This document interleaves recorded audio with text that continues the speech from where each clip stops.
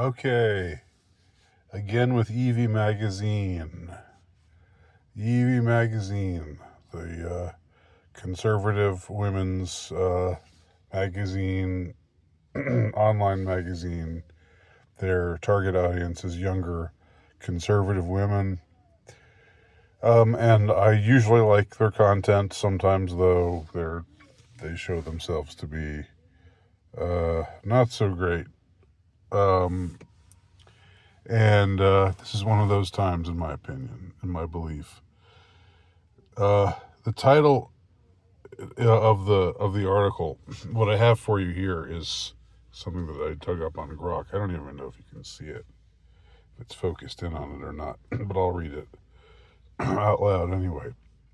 Um, the actual article, the title of the article is "Why Does Hollywood Keep Telling Women to Pick Broke Men?" Why does Hollywood keep telling women to pick broke men? And there's a picture of it from The Materialists, which is a movie that I favorably reviewed, both here on my channel and, more importantly, on my Substack page. And it was like feminists hated it. They hated it because the woman, the woman it's about, the main woman who works for a matchmaking company. She ends up choosing to be with her ex-boyfriend, who's the struggling actor, who's out of work a lot, and really fighting to make ends meet. When she after she meets another man who's got it together, who's incredibly wealthy, and and stable, and seems like a good guy. But they have her end up choosing the broke boy over the rich boy. And man, there was a firestorm of hatred about this movie from feminists. And it was directed by, I can't remember her name now, this Korean woman who was, in defending the movie, was using all of these leftist tropes and leftist rhetoric, but was basically saying, look, materialism is not a good thing. It's not good to value materialism. It's not good to be a materialist over someone who, a spiritualist or a socialist. I just coined that. It's spelled S-O-U-L, not socialist like the political ideology. So that was interesting. A feminist director, but albeit one from a more conservative part of the world, like Korea. Although I know Korea has its weirdnesses too. Don't come at me about that. But generally speaking, more conservative. And she just makes a movie where the heroine ends up picking the man who she loves, the man who she truly wants to be with, but who she initially rejected because he was so broke, because he was just struggling to put food on the table, and she wanted more financial stability. But she goes back to him in the end. And you'd think that would be a heartwarming message, but no. The women did not like that message. Feminists did not like it at all. And it seems that Evie Magazine, even though they're, supposedly a conservative venue, they also didn't like it. And the article's behind a paywall, which is why I can't access the article directly, and I'm not about to pay for it. But what I have is the next best thing. This is a summary of the article on grok.com. Evie Magazine's article, "Why Does Hollywood Keep Telling Women to Pick Broke Men?" published December 15th, 2025, critiques a persistent romantic trope in films where women ultimately choose immature, financially unstable, or directionless men over mature, responsible, and financially secure ones. So it goes on. The author argues this narrative romanticizes quote unquote man children, broke poets, drifters, or commitment phobes as authentic and passionate, while portraying stable men as boring, controlling, or villainous. There is some truth. The thing is, there is some truth to what's being said here, but I think it has to be seen within a wider context. Okay, so they give some examples of this. One of them is the materialist, which I've already talked about. The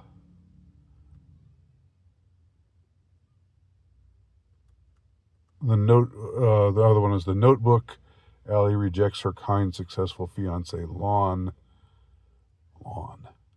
for the volatile, directionless no. God, they're so nice to. That's like, if you haven't got money, they're just unsparing. If you're not a Richie, if you're not a Richie Rich, they're right there with the insults. Volatile, immature, directionless. No, he's just doesn't have a ton of funds. Other mentions: Sweet Home Alabama, dumping her responsible fiance for an unambitious ex. Oh my gosh, unambitious. Say it ain't so. You want to be with an unambitious man? You want to be with a man who doesn't have ambition? Who's just content to live a simple life, a simple job, in a small town, and you don't want to be with a high roller who lives in the big city.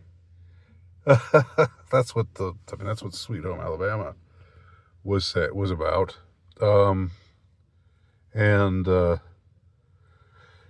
It was. I thought it was well received. Conservative type people, received it well. They saw it as, the triumph of small town, red state values over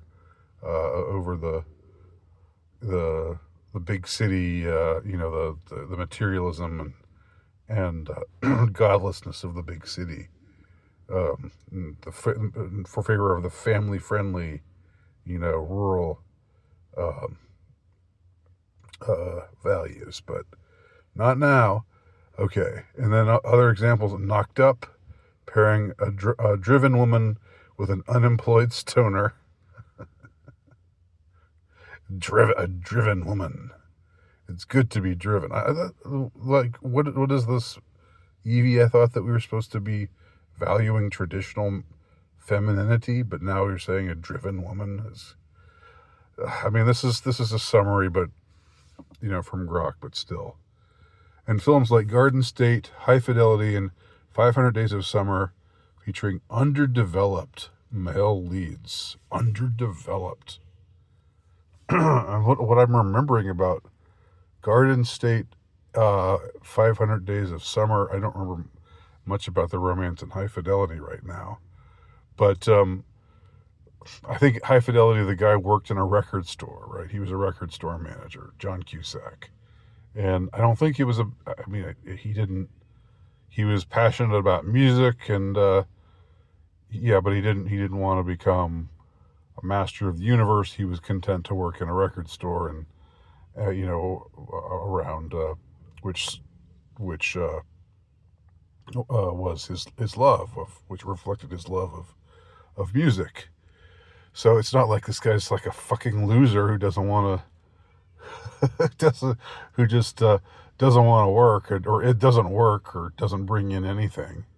500 Days of Summer, boy, there's been lots of ink spilled about that film. There's a lot of feminist hate of that, or it's like there's a lot of feminists who because the movie reverses the tropes.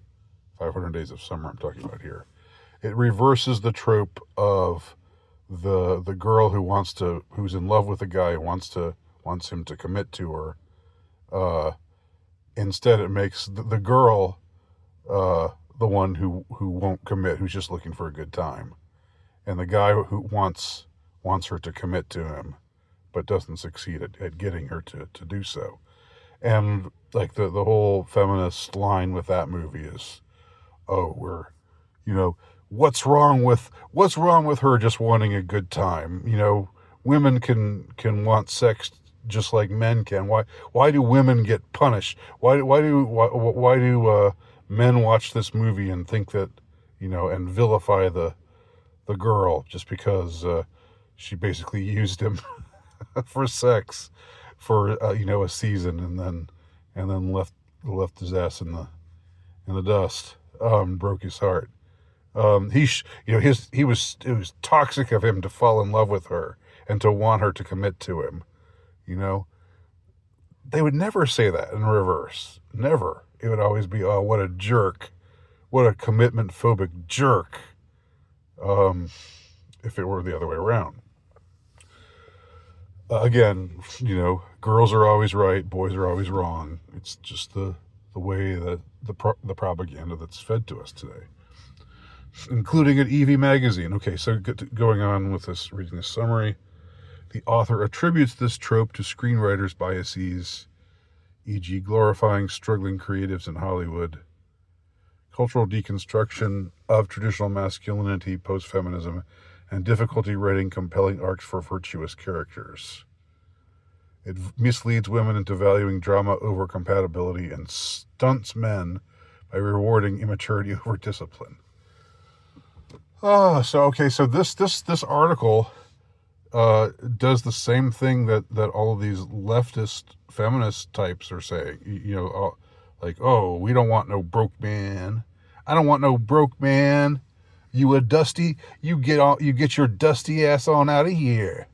But this is like a conservative, anti-feminist, pro-traditional femininity journal, and they're finding ways to make the same argument, except they're trying to frame it in ways that sound conservative.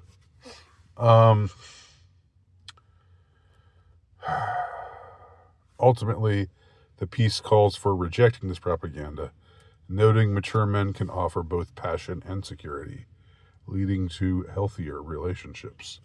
Okay, look, here's the thing about all this. Like,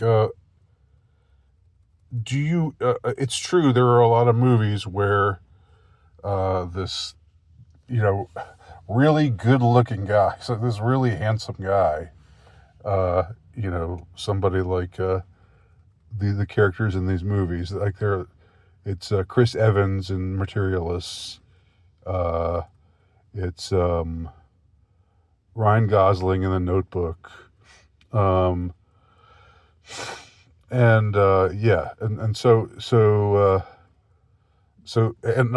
they don't mention Titanic, but that's another example of where the girl picks the broke guy, Leonardo DiCaprio, over her villainous ex, her villainous fiance, who's just an evil, rich white man. So women go to these movies and they see, passion between the lead, the female lead, who they live through vicariously. Passion between her and between some guy who's like a brooding, passionate, extremely handsome, movie star, handsome kind of guy. In these movies, they do end up rooting for the girl to be with the guy who may not have the money and may not have the status, but is is hot and passionate and loves her more with more sincerely and all that, and it makes them they leave the theater feeling tingly about it all. But here's my question for Evie Magazine, and for anybody else who wants to offer this critique, who wants to say that Hollywood. I mean, Hollywood is pernicious. Hollywood sucks. Hollywood is evil.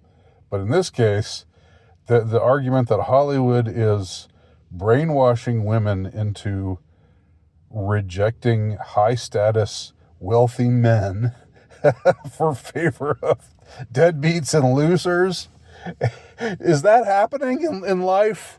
If that's brainwash, if that's the way that Hollywood is attempting to brainwash women now, is it successful? Is that what's going on? Is that what's happening right now? With what I call malignant hypergamy amongst the female population. Is that what's happening? Are we really seeing a rash of women opting not to be with wealthy, high status men and choosing instead to be with dirt poor, rootless,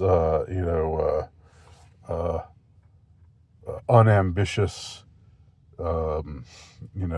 losers or whatever? Is that really happening? Is that happening? I mean, is that why, I want to meet a man in finance, 6'5", blue eyes? Is that why that's the song that they're all singing now? A guy who's tall, who's rich, who's got blue eyes, who's handsome. Rich guys who are handsome will win out over poor guys who are handsome. In these movies, the poor guys are handsomer, and they also are just like, I don't know, they just have this movie star quality that that gives them this, that gives the women viewers this feeling of this rush of, the romance of it all. In Titanic, Kate Winslet's character chooses to be with DiCaprio's character over Billy Zane. Which woman wouldn't choose Leonardo DiCaprio in his prime over Billy Zane? It's fantasy. This effort, are they really concerned? Is Evie Magazine really concerned that women are getting brainwashed into